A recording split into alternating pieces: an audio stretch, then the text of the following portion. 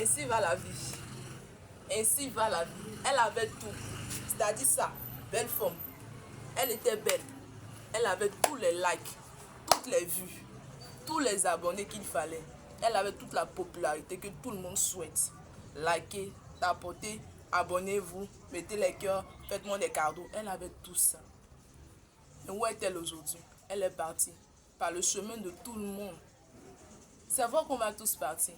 Mais les personnes qui passent à la télévision, on a l'impression que elles ne doivent jamais quitter cette terre. Or, à la réalité, tout le monde doit partir. Nadia Sabé, aujourd'hui elle est partie. Ariel Cheney est dévastée. Cet artiste-là, nous devons tous le soutenir. Ça me fait penser en même temps au pasteur Marcelo Tunasi, qui a perdu sa belle épouse, qu'il aimait tellement et que le monde entier aussi appréciait. Faisons attention à ce que nous postons sur Internet. On peut dire que ça n'a rien à voir, mais nous qui sommes encore là, faisons attention. Bien vrai qu'on va partir, mais sachons comment nous comporter sur Internet. Aujourd'hui, les gens n'ont plus besoin de ta carte photo pour aller sur le marabout. Avec tout ce qu'on poste sur Internet, ils ont la possibilité d'avoir accès à nos vies et à toutes les informations nécessaires sur nous pour pouvoir nous faire du mal, même quand ces personnes ne nous connaissent pas. Raison pour laquelle les gens qui disent que s'il n'y a pas de sorcier dans ta famille, sorcier ne peut pas t'atteindre. Le diable n'est pas de la famille de quelqu'un, mais le diable atteint tout le monde. Et si le diable peut t'atteindre en tant que chef de sorcier, ce ne sont pas ces agents qui ne peuvent pas t'atteindre. Comprenons ça. Tout comme nous, enfants de Dieu, avec notre Père qui est puissant sur tout, on a la possibilité de tout vaincre.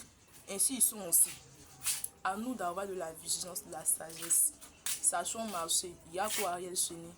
Et que vraiment, nous gardons à l'esprit que tout n'est que vanité.